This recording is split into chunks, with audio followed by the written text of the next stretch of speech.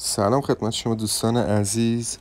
امیدوارم همیشه حالتون خوب باشه. تو این ویدیو میخوام یکی از کاربردی ترین تکنیک هایی که برای ترید خبر انجام میشه و اینکه یکی از بروزترین روش هایی که دارن انجام میدن توی مارکت تریدرهای فارکس، چون همونطور که میدونید مارکت فارکس با مارکت کریپتو خیلی فرق داره و ترید توی مارکت فارکس موضوعش فرق میکنه با مارکت کریپتو و باید روز به روز با توجه به اون دیتایی و تیوی که تریدرهای بانکی و مؤسسات بزرگ دارن بر اساس اون دیتا حرکت کنیم و به اون شکل بروز بشیم. و زمانی که فرض کنیم 1 سال پیش ترید نیوز به یه شکلی بود، الان اون ظاهر و ترید فرق کرده و ما هم باید همون رو فالو بکنیم. این یکی از بروزترین تکنیک هاییه که البته خیلی از قبل مصطلح بوده و اتفاق می افتاده، ولی هنوز هم اتفاق می افتاد و یه جورایی تریدرهای بزرگ دنیا از این تکنیک استفاده می کنن.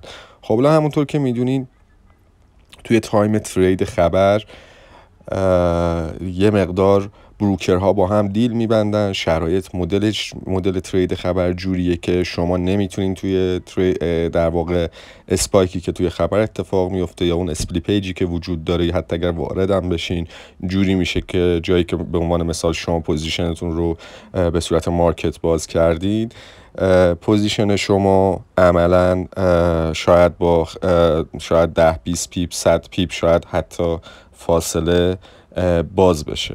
من یه مثال بزنم. به صورت عمومی ما توی یه رنجی یه پوزیشن بای قرار میدیم به صورت عمومی برای ترید خبر و یه پوزیشن سل از اون قسمت رنجی که وجود داره یا از اون رنج خارج میشه، بای میشه یا سل میشه. این تکنیک معمولاً قدیمی شده، معمولاً این تکنیک باعث خوردن استاپ میشه. روشی که میخوایم الان استفاده بکنیم، اول اینکه توضیحی بدم روی فیبو.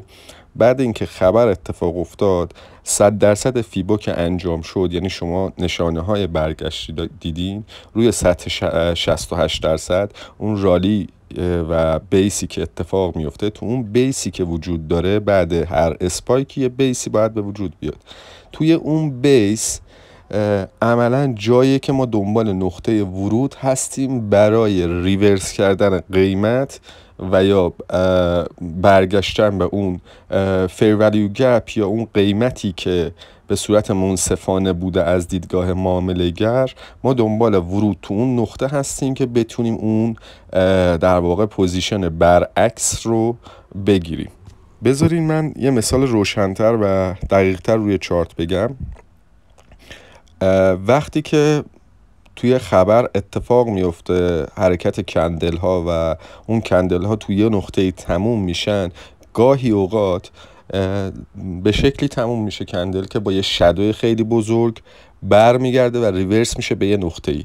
بعد دیگه از اون نقطه‌ای که شادو اتفاق افتاده دیگه به اون نقطه بر نمیگرده و اون جایی که بدنه تموم شده تو اون نقطه‌ایه که ما باید مد نظر داشته باشیم. یعنی ما پوزیشنمون رو به عنوان مثال وقتی میخوایم پوزیشن سل بگیریم، پوزیشنمون رو میتونیم قرار بدیم به اون آخرین نقطه بدنه، اسلمون رو پشت شادو و میتونیم بعد اینکه وارد پوزیشن شد دنبال کنیم مسیری که وجود داشته. روی چارت بیشتر میتونین تمرین کنیم، بک تست بگیرید که این به چه شکلی میتونه باشه و این بک تست ها براتون جواب میده. فکر میکنم اگر بتونین این تکنیک رو خیلی دقیق یاد بگیرین، حالا تایم ویدیو به شکلیه که نمیشه خیلی بیشتر توضیح داد، ولی اگر بتونین بک تست بگیرین با این روش خیلی عالی میتونین توی خبر ترید بکنین. خیلی ممنون، خسته نباشین.